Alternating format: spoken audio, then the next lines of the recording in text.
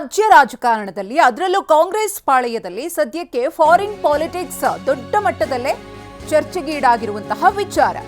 ಇನ್ನು ಖಾಸಗಿ ಪ್ರವಾಸಕ್ಕೆ ಹೈಕಮಾಂಡ್ ಅನುಮತಿ ಬೇಕಾ? ಬೆಂಗಳೂರಿನಲ್ಲಿ ಸಚಿವ ಪ್ರಿಯಾಂಕ್ ಖರ್ಗೆ ಅವರ ಪ್ರಶ್ನೆ ಇದು. ಕಳೆದ ವರ್ಷವೂ ಶಾಸಕರು ಪ್ರವಾಸಕ್ಕೆ ತೆರಳಿದ್ರು. ಯಾರು ಹೋಗದಂತೆ ಹೇಳಿದ್ದಾರೋ ನನಗೆ ಗೊತ್ತಿಲ್ಲ. ಬಜೆಟ್ಗೂ ಅವರಿಗೂ ಸಂಬಂಧ ಇಲ್ಲ ಅಂತ ಪ್ರಿಯಾಂಕ್ ಖರ್ಗೆ ಅವರು ಬೆಂಗಳೂರಿನಲ್ಲಿ ಮಾತನಾಡಿದ್ದಾರೆ.